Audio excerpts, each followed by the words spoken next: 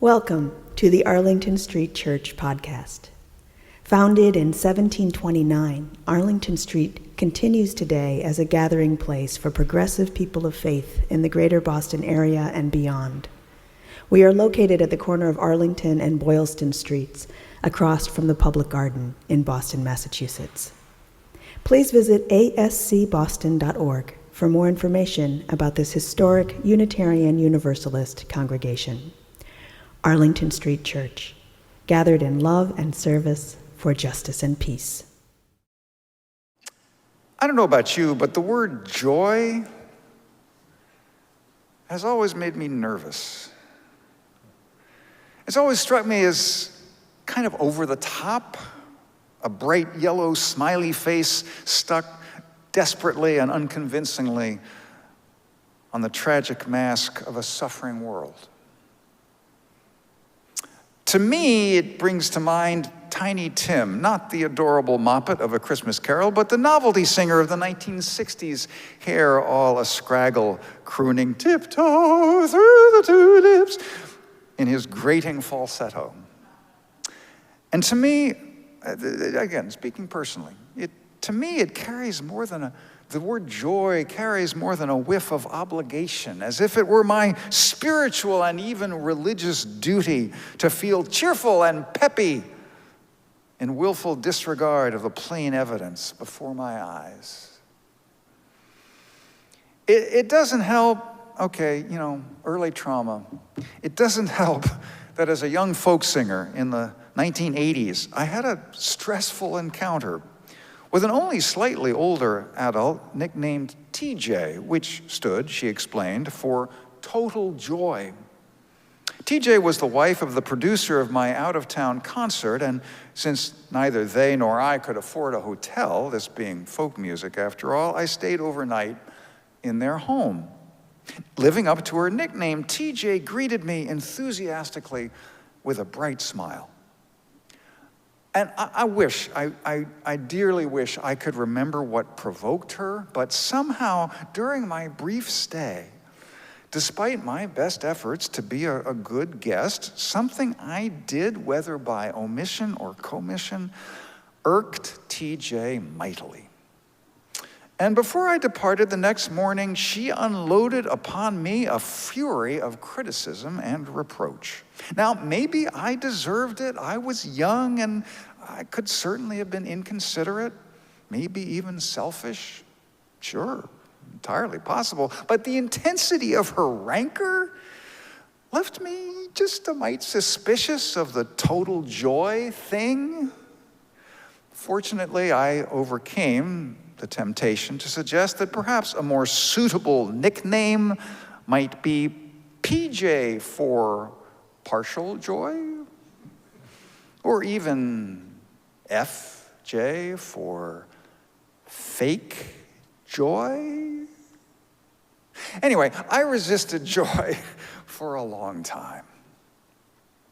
But last year, under the cumulative weight of lingering pandemic, accelerating climate change, systemic racism, rising authoritarianism, and all the other afflictions I need not catalog further this morning, I felt the stirrings of a summons to joy.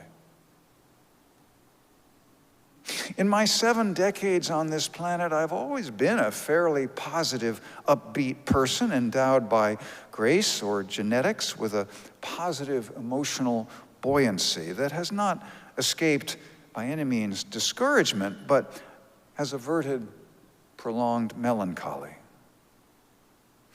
But I fear the coming decades will bring challenges unprecedented in human history. Challenges physical, social, ecological, and spiritual. I was tired of giving away my happiness, my peace of mind, my life energy to the climate crisis, which my urgent activism might be able to influence in some small way, but obviously cannot possibly control. My effort to remain positive was already exhausting, and I began to doubt if my upbeat disposition and my toolkit of spiritual practices would be adequate to sustain me in the trying times to come. So I enrolled in a 5-month, 10-session online course called Awakening Joy, taught by mindfulness teacher James Barris. The website promised the program would help me, quote, open to life with appreciation, resilience, and an open heart. Incline the mind towards well-being, it invited, and, quote, gain deeper insight that will promote authentic joy. Incline the mind. I like that. It sounded doable. No guarantees, no artifice of affect required, simply an intention, followed by action. While still skeptical of joy, I figured I could incline my mind in its direction.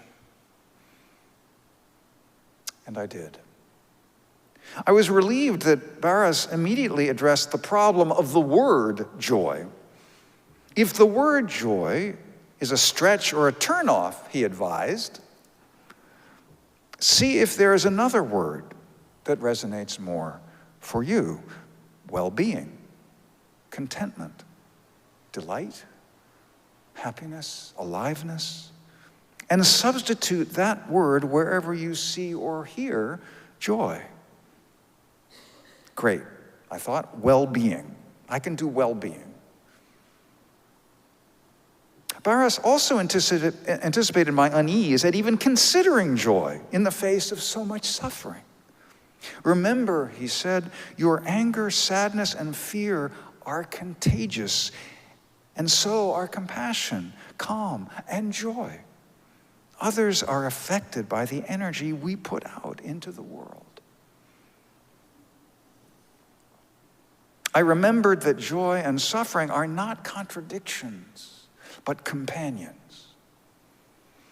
Joy and woe are woven fine, declared the mystic poet William Blake. We can feel a great sadness for our broken world, writes Unitarian Universalist psychologist and activist Mary Pfeiffer, yet still taste the spring strawberries or enjoy the smell of rain. Our hearts shatter into pieces, Pfeiffer writes, yet we hear the song of the cardinal and watch the exploding electricity of the thunderstorm. Joy is not a luxury of privilege. In the words of Black feminist Toy Derricott, joy is an act of resistance.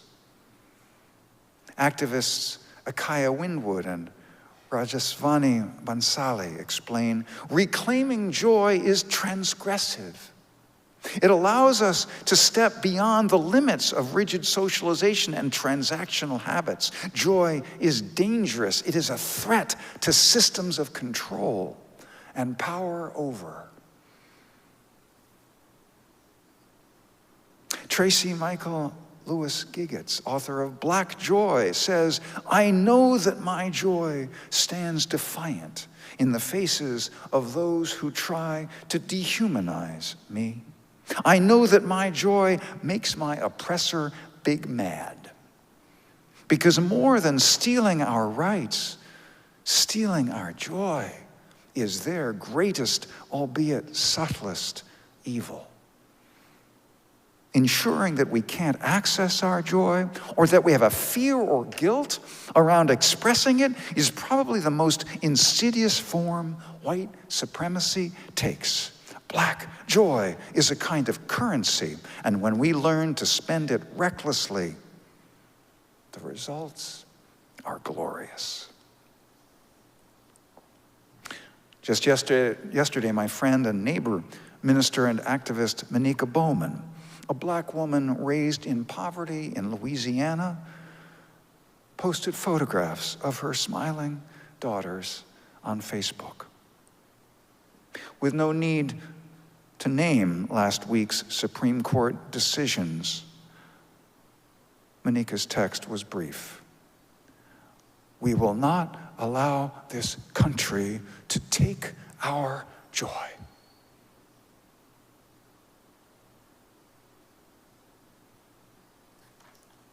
Now, it turns out Emma Goldman never actually said, if I can't dance, I don't want to be in your revolution, which is really too bad, because how cool is that? So many wonderful quotes. So few accurate attributions. But I would take this saying, attributed to Emma Goldman, one step further. If we do not dance, the revolution will never come. Now, besides dancing, how do we cultivate joy in these difficult times, or in any times at all? The first step, says James Barris, is to form an intention. Even though we all want to be happy, he points out, many of us don't put this at the center of our lives. The most important thing is simply deciding to incline your mind, that phrase again, incline your mind in the direction of greater well-being, and keeping that intention in your consciousness. Then you make a heartfelt decision to do what you can to bring it about.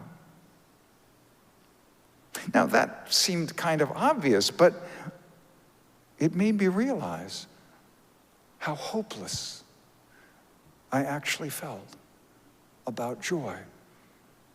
I didn't think joy was possible. And if I didn't think it was possible, how could I possibly experience it? So I formed an intention, a blessing to myself. In ascending order of ambition, may I be aware of well-being. May I be open, just open. May I be open to joy. May I be a radiant source of peace, compassion, and loving kindness. It takes practice, Barris told us, to notice what's not wrong. I mean, the entire news media are built around telling us everything that's wrong, right? How many headline, things are not so bad. No. Headline, disaster, look out.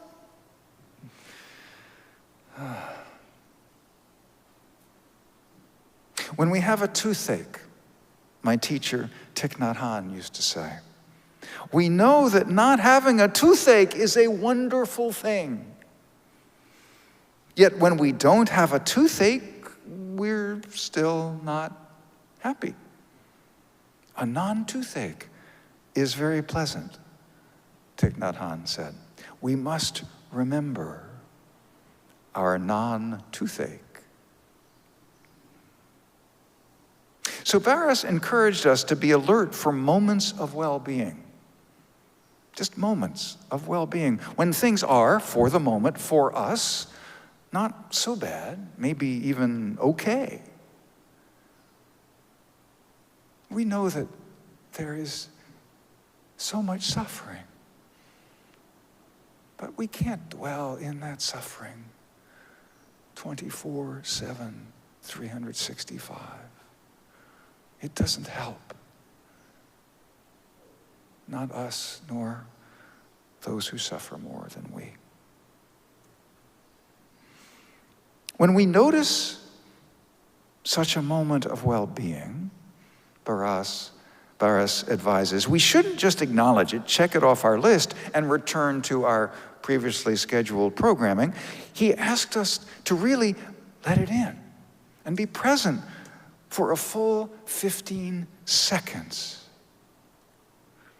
And to try to notice these moments of well-being 6 times a day. Well, I never made it to 6 times a day, but I still do it several times a day. Just to notice this. This is a moment of well-being right now. And when I acknowledge these moments of well-being, I ask myself another question. Well, could this moment of well-being, could this be a moment of joy? Yeah, and sometimes the answer is nope, not actually. Nope. No joy, not now. But sometimes when the sky is a particular shade of blue, or the leaves especially green, or the sweetness of life unmistakable, my answer is yeah, this is a moment of joy. And Barras also invites us to make a list of things that bring us joy. My list, when I made it, turned out to be pretty long. It included reading, meditation, movies, running, swimming, kayaking, singing, preaching and leading worship.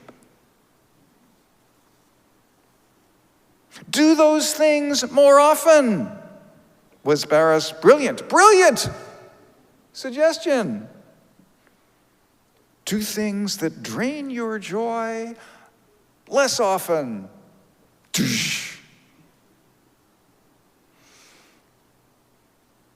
The more I place my attention on joy, the more I notice others doing the same.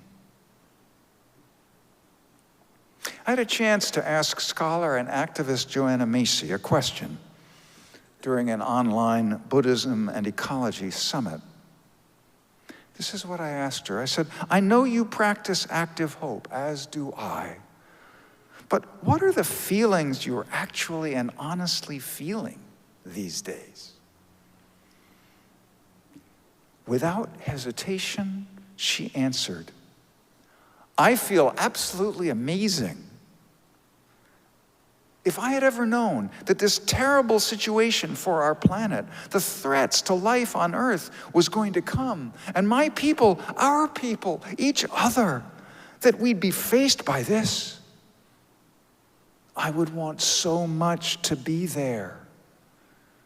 I wouldn't want to miss it. This is my world. I love it deeply. It's a living planet. It's got incredible history. And I wouldn't ever want to miss this, what we're facing now. I feel from my own experience that a more intense love for life and readiness to risk everything for the sake of life will be born to us. And the powers of valor and self-discipline and passion and attention to life itself are going to be born to us in new ways. Of course it looks bleak. It always looks bleak before you have to grow something. A new capacity that's pushing us. This is a birthing time as well as a dying time, Joanna said. There are forces and capacities ready to birth inside each one of us if we keep our spunk and our courage.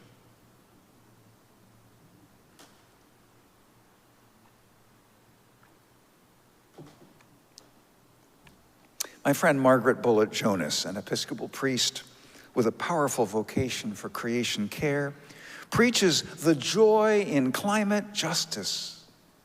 Where's the joy? Margaret says, the joy is in living with purpose, in getting up every morning with gratefulness that we have another day to serve the Lord of life, The joy is in knowing, amid the uncertainty and heartbreak of such a precarious time, that our decisions matter, our choices matter, and love matters. Love matters most of all. Love is what brought us here. Love is why we're here, and love will welcome us home at our journey's end.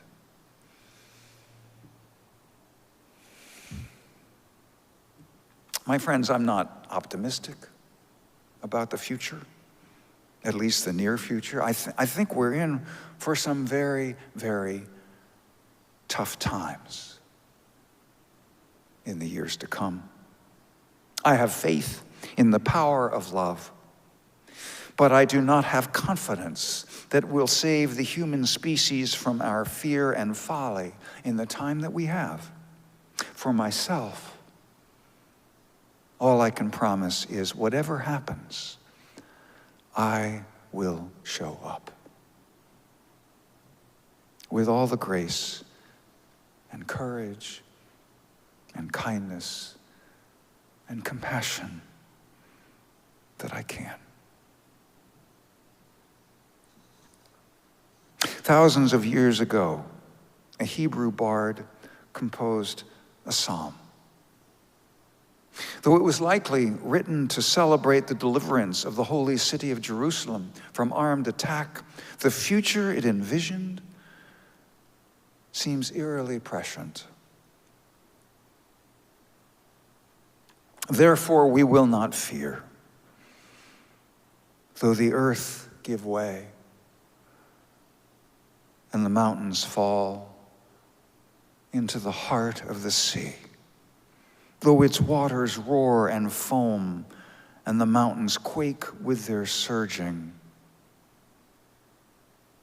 there is a river whose streams make glad the city of God, the holy place where the Most High dwells. God is within her. She will not fall. There is a river. Whether or not we believe in God, there is a river of love, of purpose, of joy. And as the mountains crumble and the waters rise, we must find that river. Dive deep into it and let its living waters hold us, lift us up,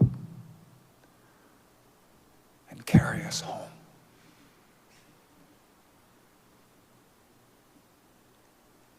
Amen. And blessed be.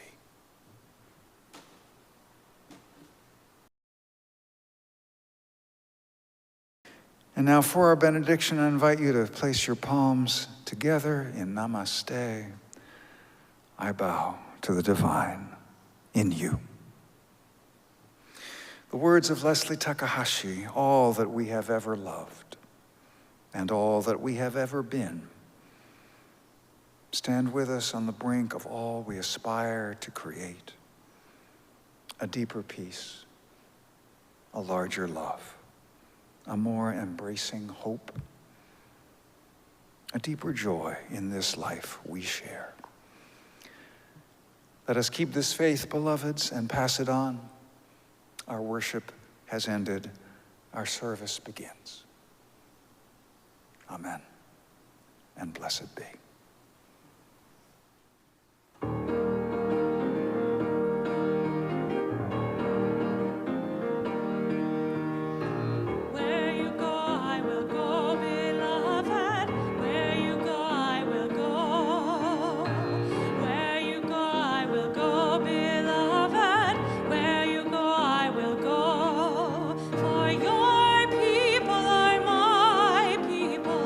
Your people are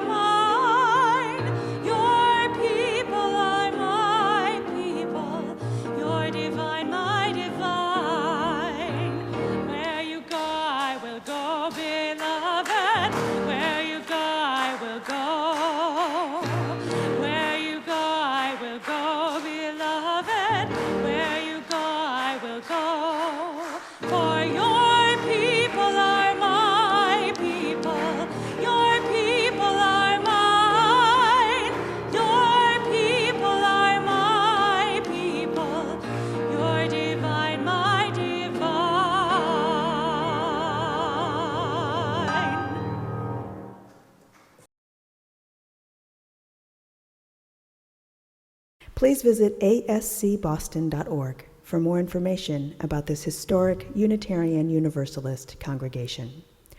Arlington Street Church, gathered in love and service for justice and peace.